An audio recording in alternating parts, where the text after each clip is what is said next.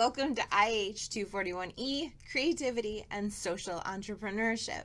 I'm going to assume at this point in time you have watched the course overview video on D2L and that you've also looked carefully and closely at the class syllabus, which is also available on D2L. If you haven't done so, rewind, go back, watch the class overview video, take a look at the syllabus, and then start this week one overview video over again. In this video, I focus on our work for week one, and I describe and talk more about the assignment for project one.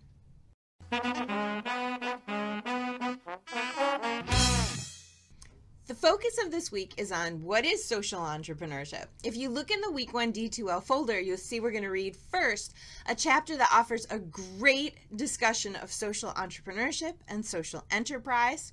The next reading is to choose one or watch two or all three TED Talks about social entrepreneurship posted to D2L. Those are our two readings for the week. Next, we have a case. And like almost every case for class this semester, it's an MSU example of social entrepreneurship. I've provided links to 3 short pieces about students who created a jaundice treating blanket. One piece is an article, one piece is an NPR audio story, and one is a news segment. Along with the readings and one case, we have 2 sparks. The first is a list of 24 micro social entrepreneurship ideas. The web page is a little bit tricky to navigate, so make sure you link to and read the full description of each of the 24 ideas. The second spark is a list introducing the 2017 Schwab Foundation Social Entrepreneurs of the Year. Take a look at the overall piece and then maybe take a look at a few profiles of some of these people. Together, the readings, the case, and the spark should provide us with some working definitions of and examples of social entrepreneurship and help you to prep working on Project One, which I'm going to talk about in just a moment.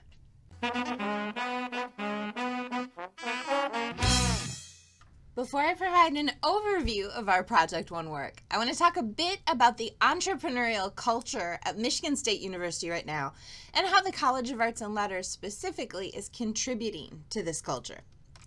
In May 2014, our provost, June Yua, brought together about 60 staff and faculty members to talk about entrepreneurship at MSU. And at the time, MSU had a lot of exciting entrepreneurial initiatives going on, but they were happening all over the place in different units, in different departments. We didn't yet have a core home or place for entrepreneurial activities at the university. And at a place as big as MSU, the provost knew we needed to better coordinate our efforts.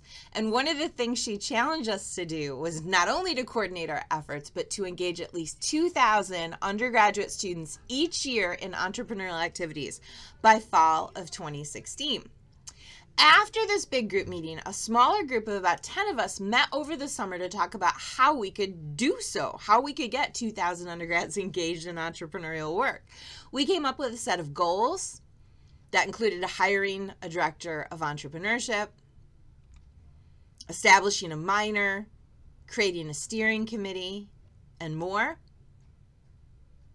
My next step was to convince faculty in my college, Arts and Letters, that we have a role to play in entrepreneurship. A lot of humanities faculty have an old school notion that entrepreneurship happens only in business and it's always and only anchored to capitalism and wealth generation.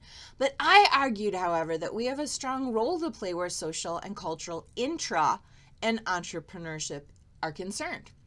I describe social and cultural entrepreneurship to my colleagues as ways in which we can pursue innovative solutions to social problems, especially what we call wicked problems. And wicked problems are issues like poverty and obesity. No one field or profession can address them alone. We have to work together to solve these issues. I anchored social and cultural entrepreneurship to art and storytelling and contributions to creative and cultural economies. Since that initial meeting and report, MSU has created an entrepreneurship and innovation hub on campus with offices in the Broad Business Complex and a website that connects entrepreneurs at MSU and beyond. We hired Neil Kane, our fantastic director of entrepreneurship and innovation. We have a pretty robust curriculum of entrepreneurship-focused courses and entrepreneurial students engaged in phenomenal work, some of whom you're going to read about in the cases for this class. One of the aspects I appreciate most about MSU's culture of entrepreneurship is that we're not necessarily focused on producing graduates who go out and create new businesses. Yeah, some of you are going to do that, but more importantly, we want to engage students in developing an entrepreneurial mindset. Bruce Bockenheimer is a professor and director of the Entrepreneurship Lab at Pace University in New York City. He argues entrepreneurship is much broader, much more than just the creation of a new business. At its core, entrepreneurship is a mindset, a way of thinking and acting.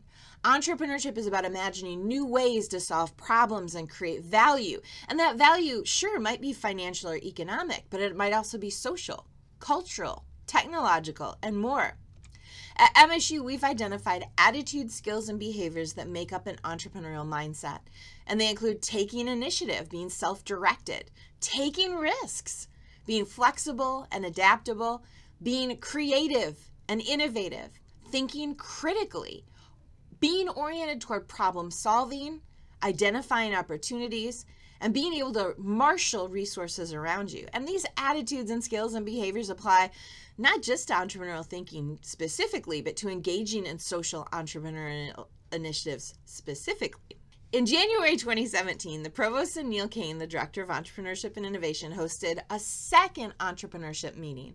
At that meeting, Provost Youat acknowledged the hard work people had done in developing the initiative, creating a strategic vision, launching the major, hiring Neil Kane, but she also said, you all have a lot more work to do. And this makes this a particularly exciting time to be at MSU. There were two presenters at the Roundup, one of whom talked specifically about a social entrepreneurship project.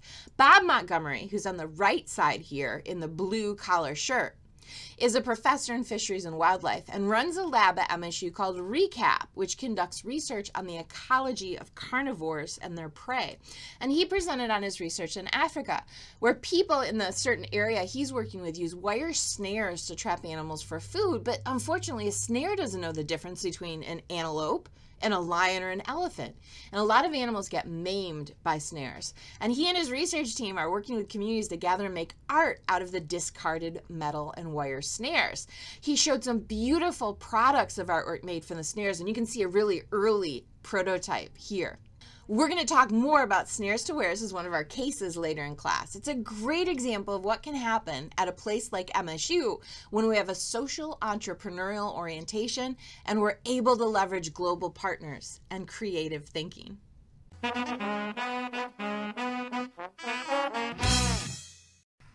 Again, week one's theme is what is social entrepreneurship? And project one is titled Researching and Analyzing. I mentioned the readings, cases, and sparks for this week, and you do have a reading response due this Friday by midnight on our shared MSU Google Drive folder. But now I want to talk a bit about Project One specifically, which is a small website you're going to build, and it's going to be due by noon on Sunday, May 27th. The full assignment for Project One is linked from D2L in the Assignments and Dropboxes folder. Because I'm asking you to create a website, I created a small website for the assignment.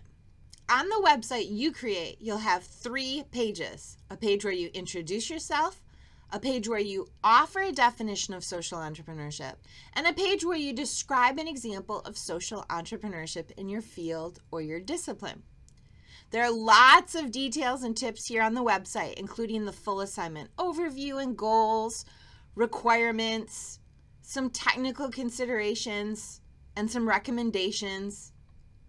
I've also included, if we scroll back to the top, a couple of examples where you can see some example biography statements, which is one of the pages on your site where you introduce yourself, so you can see some examples, 2 by students, 1 by me.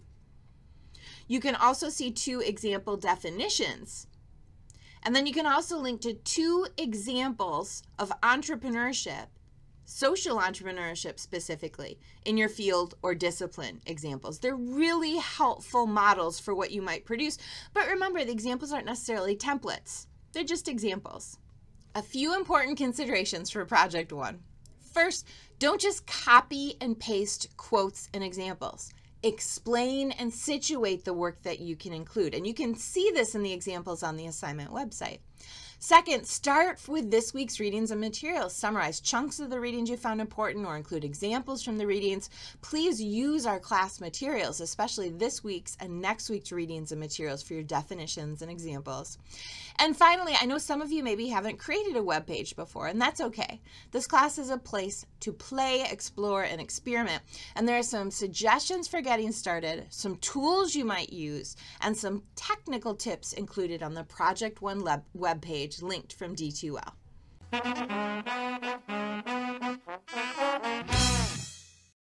Please email me if you have any questions about our Week 1 readings, materials, or Project One work.